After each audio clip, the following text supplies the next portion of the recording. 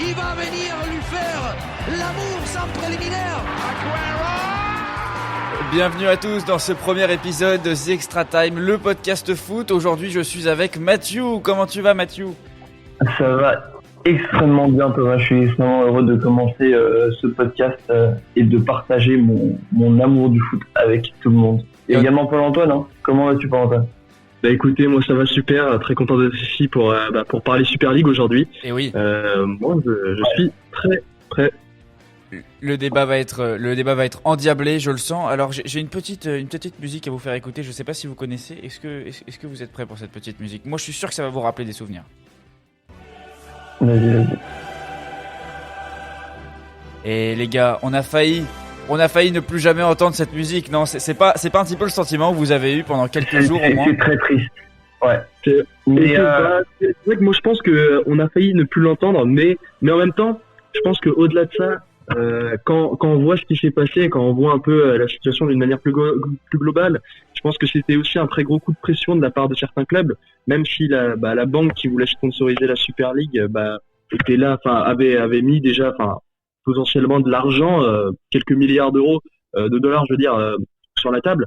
Je pense qu'il y avait aussi un très gros coup de pression des grands clubs européens sur l'UEFA, et justement après des discussions avec l'UEFA qui ont mal tourné avec les plus grandes puissances des plus grandes ligues, je pense que ça a mal tourné et que Florentino Pérez a pris le commandement d'un peu de tous ces clubs et a voulu créer la Super League. Mais moi, je pense que l'UEFA Champions League ne va pas disparaître comme ça, parce que des clubs comme le Real Madrid, Liverpool sont aussi attachés à cette compétition. C'est quand même Real Madrid. On parle quand même de l'équipe qui a gagné le plus de Champions League, tu vois. Il y a plein d'explications comme ça. C'est des clubs qui sont attachés. Après, on va pas non plus dire que l'UEFA ne sont pas fautifs à 100%. Non, mais on en parlera après avec cette réforme de la Ligue des Champions dont on a entendu parler il y a quelques jours. On en parlera un peu plus en détail. Mais je pense que la différence en fait entre Florentino Pérez, le Real Madrid et l'ensemble des 12 clubs qui ont décidé de former cette nouvelle ligue, leur différence avec l'UEFA et la FIFA, c'est que l'UEFA arrivera un jour à ce point-là de la Super League, mais ils y vont doucement mais sûrement. Alors que le changement direct vers une Super League, c'était un changement beaucoup trop brusque. Alors quand on regarde la réforme, ça commence déjà à se diriger vers une Super League, et on verra dans quelques années comment ça va se dérouler et si on se rapproche ou non vers une Super League 2.0. Alors Mathieu, justement, tu nous parles de la réforme, tu vas nous l'expliquer en détail dans quelques minutes. Les gars, j'aimerais qu'on revienne un peu de façon chronologique quand même sur les événements. On a eu cette annonce de Super League, c'est venu de nulle part, il y a aucun média qui avait rien annoncé. Et puis on voit ces 12 clubs, donc on a 12 clubs donc anglais, espagnols, italien qui se positionne, les 5 grands clubs anglais quand même historiquement c'était fort, les 3 espagnols, alors on attendait le Real et le Barça, l'Atlético s'est aussi positionné très vite, les 2 Milan et la Juve en Italie, donc finalement tout s'est fait très vite, et au début on n'a pas trop compris parce que il y avait quand même des clubs. On s'est dit, c'est assez étrange qu'ils se positionnent sur un tel projet. On avait entendu Manchester City, on avait entendu le Real Madrid, bien sûr, la Juve avec Andrea Agnelli qui poussait depuis des années pour la Super League. Mais finalement, quand on a vu des clubs comme Arsenal, le Milan, l'Atlético Madrid qui ont rejoint ce projet, on a été étonné quand même de l'inclusion de tous ces clubs-là dans ce projet. Ouais, surtout Tottenham, moi personnellement. En tant que supporter d'un autre club londonien dont je parlerai tout à l'heure, ça m'a un peu étonné qu'un club tel que Tottenham fasse partie des grands 12. Mais bon, donc tu parlais tout à l'heure, Thomas, de la Juve qui planifiait ça depuis pas mal de temps, mais moi j'ai été quand même assez impressionné par Agnelli et par son jeu d'acteur. Ouais. Envers justement le président de l'UEFA, Alexander Ceferin, exactement, ouais. Ouais, Ceferin. Donc il a été quand même très fort, hein. On a vu, on a entendu à travers les interviews de Ceferin, il lui a caché ça pendant tellement longtemps, et au dernier moment, et moi je voudrais savoir si vous voyez plus vous Florentino Pérez comme le entre guillemets le méchant de l'histoire, ou est-ce que c'est plus Agnelli avec son couteau dans le dos? Ah, pour moi, non, mais pour moi, il y a trois grands personnages là-dedans. C'est Agnelli, Florentino Pérez et je me rappelle plus de son prénom, enfin pas le propriétaire, mais le directeur, enfin le PDG du club Manchester United. Ces trois-là ont formé la coalition pour que Florentino Pérez prenne la tête de la Super League. Et pour moi, Florentino Pérez, Agnelli ou encore les différents PDG des clubs qui ont rejoint la Super League, ce sont un peu des personnes qui sont un peu écartées du foot qu'on connaît nous, qu'on supporte, qu'on regarde, parce que il y a tellement de différences quand on regarde des propos qui sont tenus par Florentino Pérez. Enfin, moi ça m'outre, tu vois. Et d'un autre côté, moi je pense que les clubs comme le Barça, la Juventus ou l'AC Milan ont rejoint cette Super League parce qu'ils ont vu le gros sponsor, le sponsor qui allait arriver dès l'année prochaine. C'est quand même, quand on regarde un peu la situation de la Juventus ou encore du FC Barcelone, le FC Barcelone aujourd'hui qui a encore quelques semaines de cela rencontré l'agent d'Erling Haaland et le père d'Erling Haaland. Moi à ce moment-là je me suis demandé mais à quoi il joue? C'est impossible qu'il puisse le payer. Et aujourd'hui, ça me paraît plus logique. Je rappelle, c'est 1 milliard de dettes, le FC Barcelone. 1 milliard. Oui, voilà, c'est exactement énorme. C'est énorme. En fait, moi, je pense que il y a aussi une envie de subvenir aux problèmes financiers de certains clubs. La Juventus qui on le remarque sur ces derniers mercatos, ne fait quasiment rien. Et bon, mis à part Federico Chiesa, qui a été une bonne recrue, ou encore Cristiano Ronaldo. Enfin, je pense qu'il y a de très gros problèmes et que ils ont voulu subvenir à ces problèmes-là, mais moi ça m'attriste de voir que il suffit de rejoindre la Super League et de voir que il faut seulement subvenir aux problèmes financiers et pas aux problèmes qui sont liés au sport.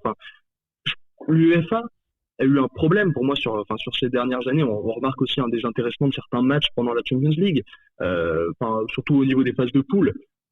Oui. Mais la Super League ne suffit pas à combler. Je pense qu'il y a des points positifs dans la Super League, mais c'est pas une solution pérenne. Donc, je suis pas là pour dire que la Super League était mauvaise de A à Z. Il y avait des points qui étaient quand même bons dans la Super League, mais il y a des points qui sont outrants.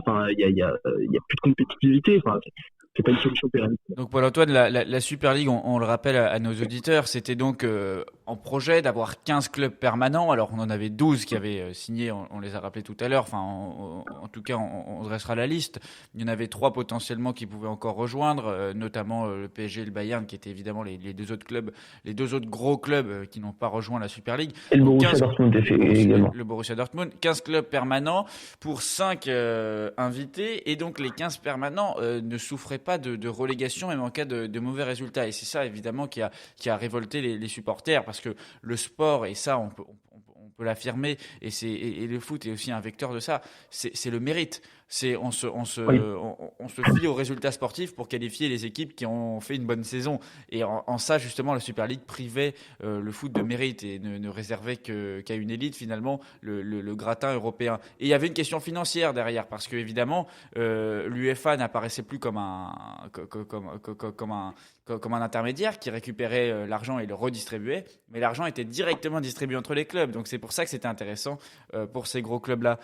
Mathieu, justement, ta perception sur la Super League, et si tu peux nous parler de la réforme qui, du coup, l'UEFA, le lendemain de l'annonce de la Super League, a entériné sa réforme de la Ligue des Champions. Est-ce que tu peux comparer un petit peu ces deux projets et nous expliquer pourquoi finalement cette réforme de la Ligue des Champions, tout le monde dit l'UEFA sauve le foot populaire, etc.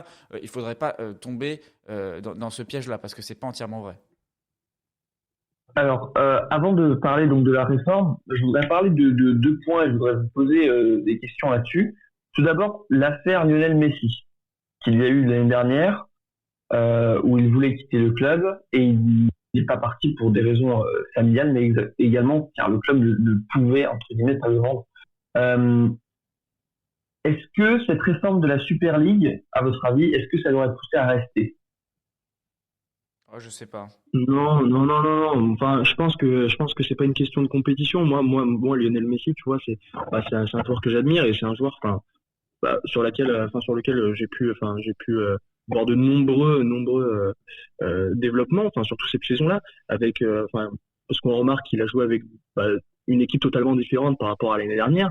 Et moi, Lionel Messi, quand je vois sur ses 5 derniers matchs, pas les performances, mais la capacité qu'il a à devenir un certain leader dans le vestiaire, bah, je pense que, enfin, c'est pas une question de compétition, c'est plus une compétition, enfin, c'est plus une question de cohésion d'équipe.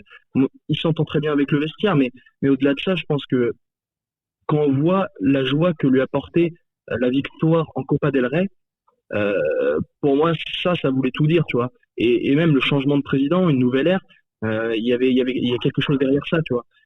Et c'est pour ça que, tu vois, moi, je pense que Lionel Messi va rester au FC Barcelone, parce que il le dit depuis très longtemps dans ses interviews. Le problème, c'était Bartomeu. Maintenant, moi, je pense qu'il va rester. Et la question Lionel Messi au FC Barcelone, c'était plus, enfin, pour moi, c'était vraiment plus basé sur ce que le club faisait enfin, sur toute une saison. Ok, ils se sont fait éliminer en huitième de finale, mais aujourd'hui, ils ont un match en poche. Ils sont encore très proches, enfin, ils sont encore très proches du titre de la Liga. Ils ont gagné la Copa del Rey. Certes, la fin de saison va être dure pour eux, parce qu'ils affrontent Villarreal ce week-end et ils vont encore affronter l'Atlético dans pas très longtemps. Mais je pense que si Lionel Messi, bon, là c'est que des spéculations, mais si Lionel Messi, enfin, si le FC Barcelone gagne la Liga plus la Copa del Rey, pour moi, enfin, tout va bien. Enfin, C'est une bonne saison. Oui. il a dit en début de saison, c'est Bon, les une gars, transition, c'est une. on va revenir sur la. On va revenir sur On a le entendu, sujet de on a base. entendu sur Messi. Mathieu, je voulais justement entendre ta comparaison entre le projet de la Super League et celui de la Ok. réforme de la Ligue des Champions, si tu peux un peu l'expliquer. Donc, alors, je vais d'abord vous présenter comment se déroule donc cette nouvelle Ligue des Champions à partir de 2024 et je vous expliquerai donc en quoi c'est pas totalement différent de la Ligue 1. Alors, on rajoute 4 clubs. Aujourd'hui, on a une compétition avec 32 clubs au départ. Alors, cette nouvelle compétition aurait 36 clubs au départ et ils seraient tous mis dans une ligue dans laquelle chaque club jouera 10 matchs face à 10 adversaires différents avec 5 matchs à domicile et 5 matchs à l'extérieur. Jusque-là, tout va bien.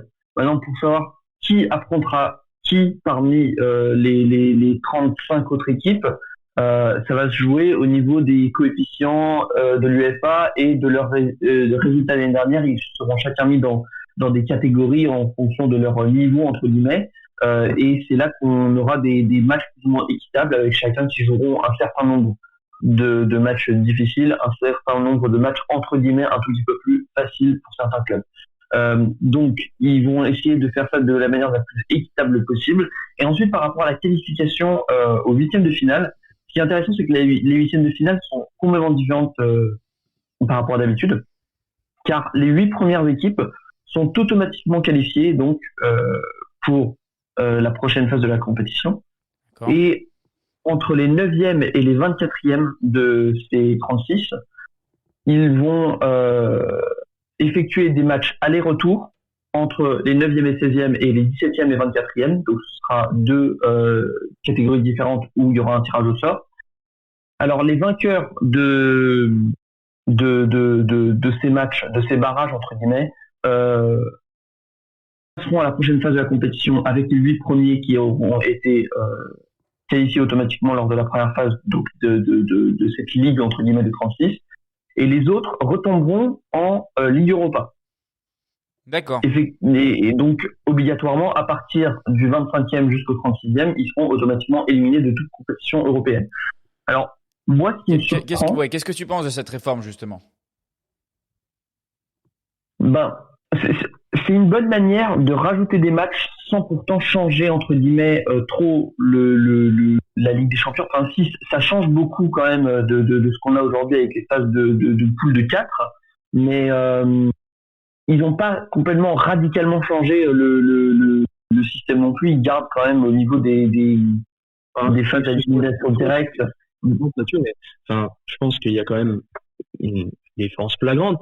Je pense que, enfin, au-delà des phases de poule qui sont différentes, Enfin, si l'UEFA, enfin, parce que l'UEFA, le problème de l'UEFA, on le remarquait, c'était les matchs un peu inintéressants des phases de poule. Excuse-moi, mais là, les clubs qui sont entre les 20e, enfin, ça rajoute plus de matchs encore plus inintéressants. Enfin, les phases de poule vont être interminables, il y aura d'autant plus de matchs et les matchs vont être encore moins intéressants. Enfin, c'est pas, enfin, pour moi, c'est pas une solution viable. Après, enfin, il faut se dire aussi qu'ils sont dans la même perspective de Florentino Pérez, c'est de se faire de l'argent. Et donc, plus il y a de matchs, plus ils font de l'argent. Donc, c'est compréhensible, entre guillemets, du point de vue de l'UEFA, qui a quand même envie de, entre guillemets, je dis bien entre guillemets, sauver le foot tout en gardant au niveau monétaire, en pouvant être à un niveau assez stable. Ils avaient besoin d'augmenter le nombre de matchs. Donc là, on a 10 matchs pour chaque équipe en phase de poule, mais ensuite, le reste des matchs se déroulent comme on les a aujourd'hui. Moi, ce qui me surprend, c'est pas tant comment se déroule la compétition, mais les qualifications des 4 nouvelles équipes. Parce qu'aujourd'hui, on a 32 équipes qui se qualifient en fonction de leurs résultats des ligues de l'année précédente. Mais les 4 nouvelles équipes qui vont se rajouter pour former une ligue des champions à 36 clubs, c'est ça qui me surprend. Notamment les 2 équipes qui vont se qualifier en fonction de leur coefficient UEFA. Cela signifie que si on voit une équipe comme Chelsea ou Manchester United qui finissent 10e de la première ligue, qui ont une saison terrible, juste parce qu'ils font partie des meilleurs clubs d'Europe au niveau des coefficients UEFA, ils seraient qualifiés pour la Ligue des Champions. Et c'est ça que je trouve pas normal, et c'est pour ça que j'ai l'impression que ça se dirige un peu vers ce qu'on voyait avec la Super League. Petit à petit, on voit ça. Juste pour avoir des gros clubs, même s'ils n'ont pas eu des grosses saisons. Paul-Antoine, Mathieu, justement, vas-y Paul-Antoine, essaye de répondre assez rapidement. Après, justement, je voudrais passer à un autre sujet. Pour être rapide, je pense que, ce que j'aurais préféré, tu vois, c'est libérer une place pour la France, encore une place pour la Ligue 1, tu vois, ou même libérer une place pour, je sais pas, les Pays-Bas. Enfin, c'est quand même des participants historiques de la Champions League, tu vois. Moi, ça montre qu'ils doivent passer des barrages préliminaires pour atteindre la Champions League. Enfin, c'est mon point de vue, mais voilà, tu vois, moi je pense qu'il y a des places qui devraient être libérées en Europe. Comme ça attirait de nouveaux clubs, tu vois. C'est justement ce qui a été dit par beaucoup de détracteurs de la Super League, parce que finalement, il y a beaucoup de gens quand même au sein du monde du foot et des supporters qui disent il n'y a pas tout à jeter de la Super League. Peut-être que s'ils avaient donné 10, 12 places qui changeaient, qui étaient effectivement en jeu chaque année, peut-être que les gens auraient écouté plus sérieusement la proposition. Après, faire 15-5, on est vraiment dans une vaste blague, mais s'il y avait 40%, 50% des places qui étaient renouvelables chaque année, je pense que les gens auraient écouté ça vraiment d'une oreille bien plus sérieuse. Vous êtes d'accord? Oui. Je serais beaucoup plus, beaucoup plus de places renouvelables, même la totalité. Pour moi, ça me semble logique. Moi, je pense que la totalité des places devrait être renouvelable chaque année en fonction des résultats de la Ligue. Pour moi, ça devrait rester tel que c'est. Après, les gars, c'est ok, mais vous pouvez pas aussi nier le fait quand même qu'il y a certains clubs qui forment les meilleurs joueurs, qui produisent les meilleurs matchs, et que donc il y a aussi une forme de mérite. Il y a aussi une forme de mérite à les laisser avoir peut-être des avantages sur leur présence dans la Super League.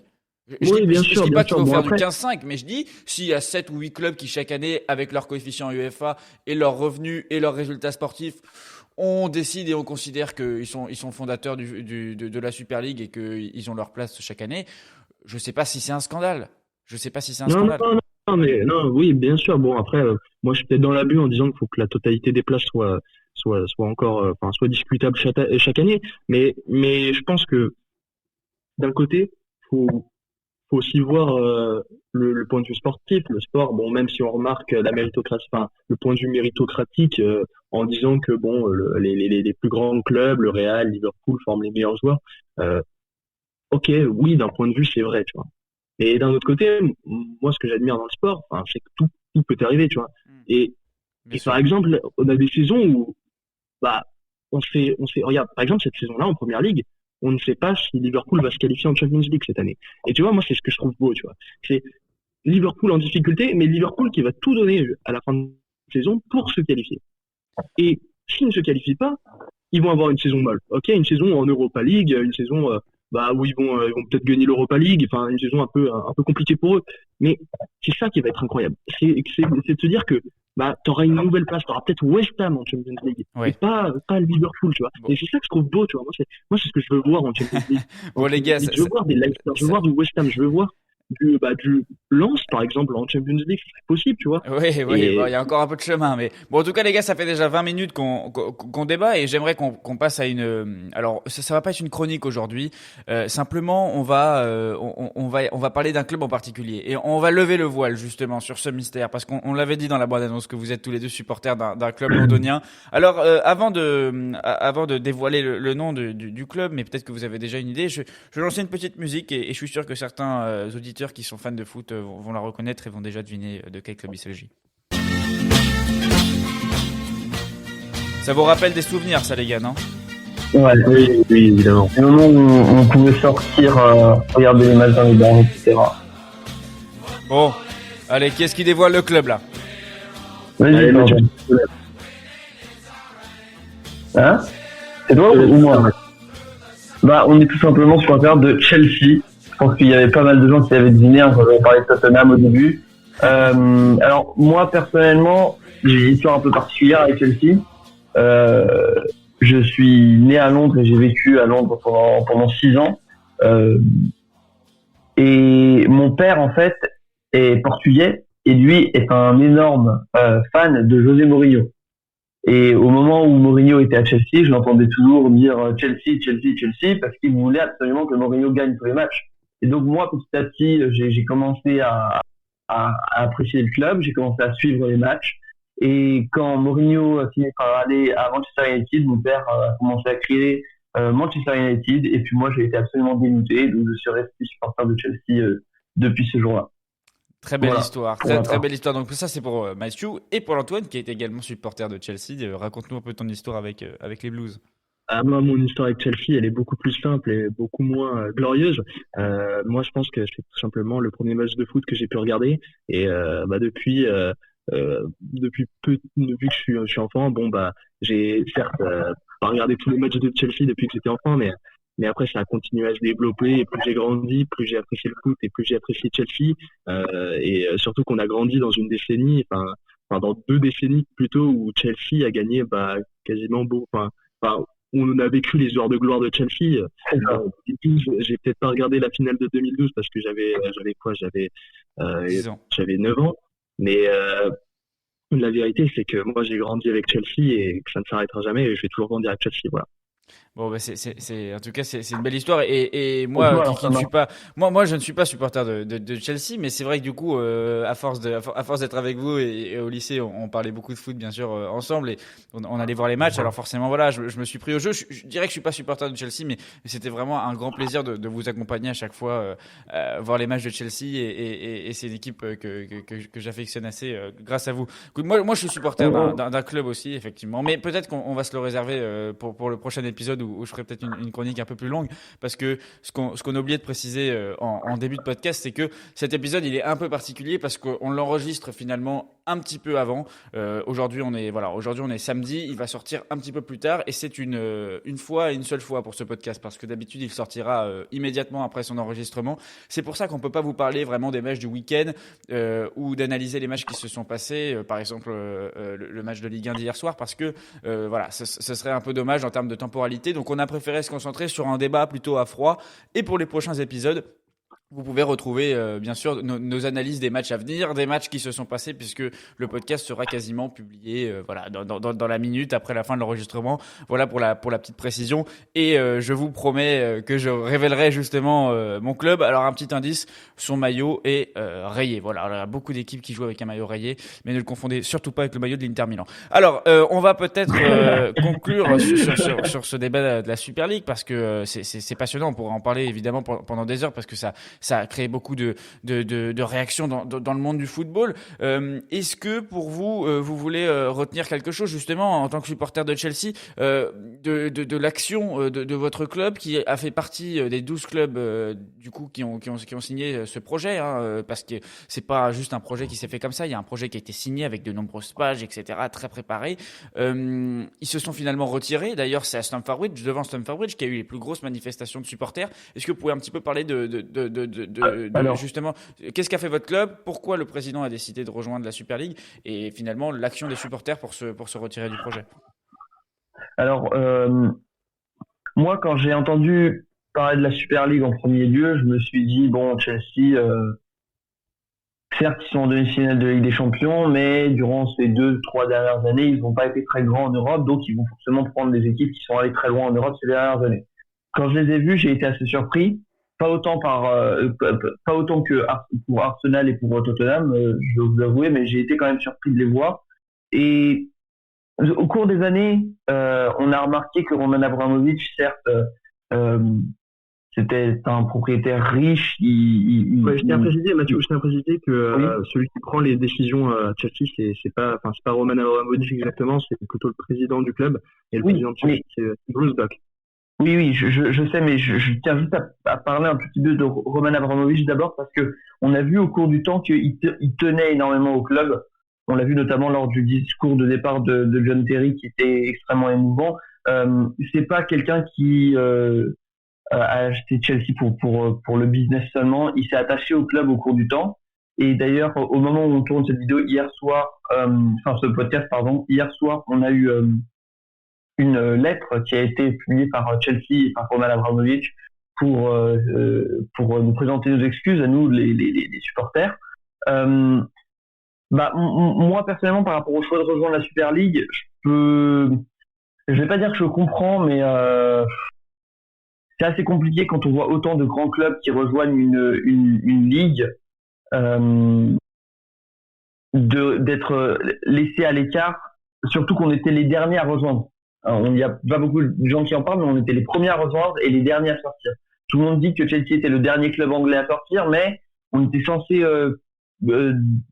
annoncer officiellement qu'on sortait, sauf qu'on avait notre match face à Brighton entre-temps, donc on n'a pas pu le faire directement. On était le premier club à sortir, mais on était également le tout dernier à rentrer. Donc je pense que ça montre quand même pas mal par rapport à la perspective de Chelsea, par rapport à combien la manifestation des supporters devant Stamford Bridge, je trouve que ça a énormément joué. Et moi, quelque chose qui m'a beaucoup ému, c'était la réaction de Peter Cech quand il est sorti du stade et qu'il est venu parler aux supporters et qu'il a dit laissez-moi régler ça, attendez, ça va se régler. Donc ça montrait quand même que malgré les décisions qui étaient peut-être pas les bonnes faites par les plus haut placés du club, ça montre quand même que ceux qui font vraiment partie du club et qui sont dans notre cœur à nous en tant que supporters de Chelsea, tel que Peter Cech qui est une légende du club, eux pensent comme nous et eux non plus ne veulent pas ça, et lui aussi essayait de régler cette situation. Donc ça m'a beaucoup fait plaisir. Et les gars, est-ce que pour finir ce débat sur la Super League, vous pourriez me donner peut-être une réaction que vous voulez retenir de toute cette période?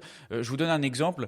On a vu Jürgen Klopp, par exemple, qui clairement a fait comprendre que c'était un choix de la direction du club et que les joueurs, l'entraîneur, le staff et les supporters n'avaient rien à voir avec cette décision. Mais on a aussi des entraîneurs qui ont gardé leur langue dans leur poche. Je pense à Zinedine Zidane, je pense à Andrea Pirlo, les deux entraîneurs qui sont les deux entraîneurs finalement des deux équipes moteurs de cette Super League. Est-ce que ça vous a marqué ça finalement? Il y a certains entraîneurs qui se sont pas trop mouillés, donc on peut considérer qu'ils étaient plutôt OK avec le projet. Des joueurs, hein, on n'a pas entendu finalement énormément de joueurs parler. Il y en a eu quelques-uns, mais d'autres ils se sont disons, ils faut attention de bien rester silencieux. Et surtout, attends, je termine. Surtout des joueurs qui comptent, parce que la voix quand même de certains joueurs, je pense à Messi, Cristiano Ronaldo, qui ne se sont pas exprimés. On sait que un mot de Messi ou qu'une phrase de Ronaldo pourrait changer le cours de l'histoire. Donc, est-ce que justement vous voulez retenir quelque chose de ça? Moi, je tiens à dire que le fait que les joueurs ne soient pas exprimés, je pense que c'est les clubs qui ont dit à leurs joueurs, laissez-nous gérer ça, c'est nous qui gérons et c'est notre merde. Mais en fait, les joueurs, ils avaient pas intérêt à parler, parce que ils savaient que qu'en rejoignant la Super League ou pas, Bah, en fait, rejoindre la Super League, pour eux, c'était un apport financier énorme. Ils allaient gagner d'autant plus d'argent. Si les clubs gagnent plus d'argent, les joueurs gagnent plus d'argent. Donc forcément, eux, ils avaient, enfin, dans un contexte financier, et ils n'avaient pas à se plaindre. Ben, il y a certains joueurs qui ont réagi, évidemment, tu vois, parce que ils pensaient évidemment, bah, au collectif, enfin, plutôt au niveau en termes de sport, tu vois. Mais je pense que les clubs ont dit, laissez-nous gérer ça, c'est notre problème, mais c'était pas du tout une question d'égoïsme ou un truc dans le genre. Pour moi, c'était vraiment les clubs qui ont dit à leurs joueurs, c'est nous qui allons gérer ça, c'est nous qui créons la ligue, pas besoin de vous mêler de ça, enfin, ça va juste créer d'autant plus de problèmes, d'autant plus de problèmes dans la presse, et je pense que c'est pour ça, tu vois. Moi, c'est juste pour ça. Et les entraîneurs, d'un autre côté, parce que tu parlais des entraîneurs qui n'ont pas beaucoup parlé, bah, il y avait aussi Thomas Tuchel qui a parlé, mais je pense que, enfin, pareil, tu vois, les entraîneurs, quand on entendait un peu Thomas Tuchel qui n'était pas vraiment informé de la Super League et qui n'a jamais parlé avec Roman Abramovich, il savait juste qu'il allait rejoindre la Super League, qu'il allait en sortir 3 jours plus tard, tu vois. Ouais. Mathieu, Andrea Pirlo, Zinedine Zidane ne sont pas exactement, enfin ne se sont pas exprimés sur ce sujet parce que je pense que il y avait, enfin, ça allait créer des problèmes politiques au sein du club, tu vois. Je pense que des entraîneurs comme Andrea Pirlo, Zinedine Zidane, qui sont des anciennes stars, des anciennes légendes de ces clubs. Enfin, ils n'avaient pas intérêt à parler. Thomas Tuchel, quand on connaît ses positions avec certains clubs, comment il s'est fait lâcher par le PSG, Dortmund, je pense qu'il n'avait pas exactement, c'était pas dans son intérêt de s'exprimer sur la Super League et critiquer la Super League. Bon, après on connaît un peu le caractère de Thomas Tuchel, où on sait que Thomas Tuchel c'est un entraîneur qui est compétitif, qui veut gagner des titres. Il a dit, en réagissant à la Super League, qu'il voulait, que ça le dérangeait pas de rejoindre la Super League tant qu'il jouait pour gagner des titres avec Chelsea, ça le dérangeait pas. Mais d'un côté sportif, je pense que il n'y avait pas intérêt à en parler, tu vois. Un mot, Mathieu, sur ça justement, pour conclure. Alors personnellement, je n'en veux en aucun cas ni aux entraîneurs ni aux joueurs qui ne se sont pas exprimés. Ils ont quand même des contrats qui valent plusieurs millions d'euros. Ils vont pas tout risquer alors qu'ils savent. Enfin, on va pas se mentir. On était extrêmement énervés quand on a entendu la nouvelle par rapport à la Super League, mais je pense que la plupart savaient que ça n'allait pas passer.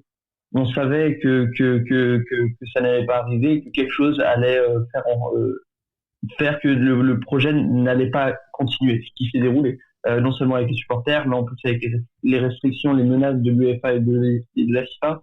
Moi, personnellement, j'en veux pas ni aux supporters ni aux joueurs parce que je peux comprendre leur situation très délicate avec leur club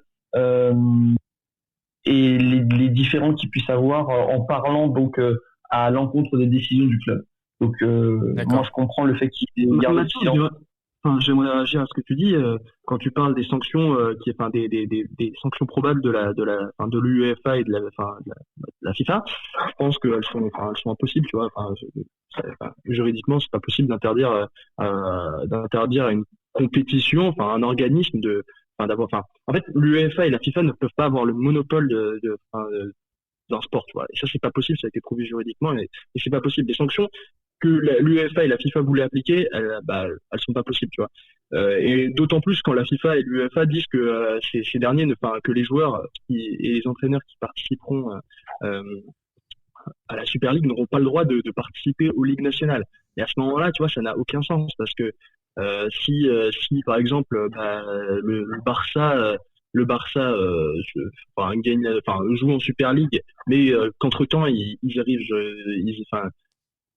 jouent plus pas le Barça, mais une équipe par exemple comme le PSG qui n'est pas encore, qui ne faisait pas exactement partie du projet, et qui du coup ne fait pas partie des clubs qui vont rester, qui peuvent rester même s'ils seront éliminés de la compétition, tu vois. Si eux ils sont éliminés, ça veut dire quoi? Ça veut dire qu'ils retournent en division 2 de de championnat de France, il retourne en Division 3, enfin, ça veut dire quoi? Et en fait, il y a des projets qui sont pas applicables, tu vois. Enfin, et même au-delà de ça, tu vois, les sanctions n'étaient pas applicables. Et ensuite, pour moi, enfin, tu parlais du projet qui n'a pas abouti. Pour moi, la Super League, elle va aboutir. Enfin, c'est un projet qui est en construction. Elle a été abandonnée pour l'instant, mais elle reviendra, tu vois. C'était loin d'être terminé parce que C'est bien ce que je disais du coup. l'UEFA ne marche pas, enfin, parce que elle est pas bonne, tu vois. Elle répond pas aux problèmes du football actuel, tu vois. Bon. Je pense que la Super League va arriver un jour, mais elle sera pas, là, on la connaît, tu vois. La Super League va arriver un jour et c'est ça justement qui est intéressant pour la tête. Oui, vas-y Mathieu, je te laisse terminer, mais après on va conclure. Ok. C'était un changement beaucoup trop brusque là. Le fait de passer directement à une Super League avec ce système de 15-5, c'était vraiment un changement extrêmement brusque et ça n'avait jamais passé. Mais c'est comme je disais en début d'émission, avec ce que les décisions qu'ont prises l'UEFA par rapport à la réforme de la Ligue des Champions, on se rapproche de plus en plus vers une Super League qui aboutira effectivement un jour, à mon avis. Mais la manière dont Florentino Pérez s'est pris pour mettre en place ce projet, c'était beaucoup trop brusque et forcément ça n'a pas fonctionné. D'accord. Bon, en tout cas, les gars, on a entendu vos avis sur cette Super League. C'était très intéressant. Je suis désolé, on pourra en débattre pendant 1 heure, 2 heures, même des heures avec, pourquoi pas avec nos auditeurs aussi un jour, en prendre par téléphone et discuter avec eux. Mais on va conclure sur cette Super League. C'était extrêmement intéressant. Et d'ailleurs, avant de finir cette émission, on va quand même parler de 2 matchs qui vont arriver cette semaine, la semaine prochaine en Ligue des Champions, mardi et mercredi, puisque cette Ligue des Champions, elle existe encore parce qu'on en parle beaucoup, mais elle va se jouer même entre le Real Madrid et Chelsea, entre le Paris Saint-Germain et Manchester City. Je vous propose qu'on commence par le match de mardi à 21h, mardi 27 avril. C'est le Real Madrid qui accueille les Blues de Chelsea, en toute objectivité évidemment. Est-ce que, Paul-Antoine, Mathieu, vous pourriez me donner un petit pronostic ? Alors, j'allais dire Chelsea, pardon. Paul-Antoine, je te laisse y aller d'abord. Je pense que ça va être un match très compliqué parce que, des deux côtés, on remarque d'énormes absences. Raphaël Varane, Sergio Ramos, Nacho, qui est suspendu, Dani Carvajal, qui ne sera pas là. Et de l'autre côté, Mateo Kovacic, qui sera pas là et qui apporte beaucoup à cette équipe de Chelsea. Je pense que ça va être un match compliqué. Chelsea va devoir, dans son animation offensive, être très bon. Et on sait que c'est les problèmes de Chelsea cette saison, l'animation offensive avec un Timo Werner qui ne contribue pas comme on le voudrait. Kai Havertz qui joue un match sur 2. Allez, voilà, on y va pour le prono. Qui n'est pas assez bon. Moi je dirais 1-0 Chelsea. 1-0 Chelsea, voilà. Ok, victoire de Chelsea à l'extérieur au match aller. Et Mathieu ? Je te vois très optimiste quand même. Enfin, je suis supporter de Chelsea, mais je vais être un peu plus réaliste. Je pense que Chelsea peut se rattraper sur un match retour, mais pour le match aller, je vois un 2-1 pour le Real Madrid et un but à l'extérieur qui pourrait aider Chelsea lors du match retour. Je suis très heureux de les revoir en demi-finale et on verra bien comment ça se passe. C'est ça le plus important, surtout votre club est en demi-finale et ça c'est beau, vous allez pouvoir profiter mardi soir. Et puis mercredi, Paris Saint-Germain contre Manchester City. Thomas, t'as pas donné ta prédiction, toi ? Oui, c'est vrai que j'ai pas donné ma prédiction. Écoutez, moi je vois un match très très serré et peut-être un match nul avec 2 équipes qui vont beaucoup se regarder parce que c'est pas commun de voir Chelsea jouer contre le Real Madrid. Je crois que c'est un match qu'on n'a pas vu depuis un moment. Alors peut-être un petit match nul qui va pouvoir bénéficier à Chelsea au match retour. Voilà, ça va être difficile pour les Blues comme Paul-Antoine et Mathieu vous l'avez dit tous les deux, mais je vois peut-être un match nul au Santiago Bernabéu du coup mardi soir et mercredi. Alors PSG Manchester City, ça se passera au Parc des Princes, le match aller de cette rencontre. Comment vous voyez les choses très rapidement? Mathieu, vas-y, je te laisse. Je vois pas Pep Guardiola gagner. C'est quand même très bizarre parce que Manchester City sont vus comme des gros favoris cette saison, mais je vois Paris gagner assez confortablement 3-1. À l'aller, très bien. C'était très bizarre comme pronostic, mais je pense qu'ils vont gagner assez confortablement. Bon, forcément, à l'heure où vous écoutez ce podcast, les matchs du week-end sont déjà passés, donc peut-être qu'il y a eu des choses qui vont jouer en la faveur de certaines équipes, mais ça, on ne le sait pas encore. Et Paul-Antoine, un score? Moi, je t'avoue que je suis un peu plus... Moi, je suis grand supporter de Pep Guardiola, grand supporter de Paris Saint-Germain aussi. C'est un club français. Match difficile très loin en Champions League, je soutiens le club français. Je pense que ça va être un match très compliqué. On connaît un peu les matchs Pochettino, Pep Guardiola qu'on a eu en Ligue des Champions. Moi, je me mouillerai pas trop. Je pense que ça va être un match assez compliqué. Donc, je vois plutôt un match nul sur le premier match et un match d'autant plus violent au match retour avec un score en match on verra aller. comment se déroule ce premier match, mais moi je pense 0-0. Ok, et ben écoute, moi je vois un match nul aussi comme toi entre ces deux équipes à l'aller, mais avec des buts, parce que moi je suis sûr qu'il va y avoir des buts. Ces deux équipes quand même qui ont un jeu offensif vraiment intéressant, et je vois un match nul avec des buts. Alors je vais dire un 2-2.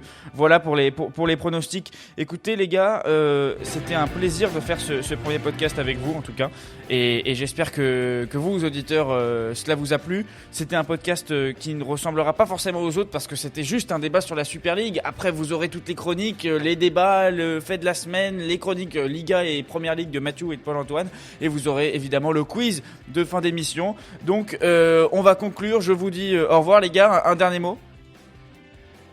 Bah écoutez, pour moi c'est un plaisir de participer à cette émission et on se dit à bientôt. Merci beaucoup d'avoir suivi le premier épisode de The Extra Time et on espère vous revoir bientôt. Et bien merci. À la prochaine du coup. À la prochaine. Bien sûr, allez, à la prochaine les gars, ciao.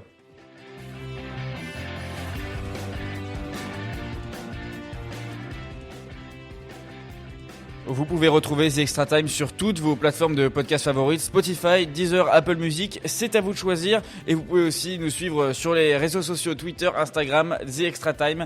Voilà, c'est le temps additionnel en anglais si vous voulez chercher l'orthographe. Je vous remercie pour avoir écouté cette première émission. Et puis à très bientôt pour les prochaines. Ciao.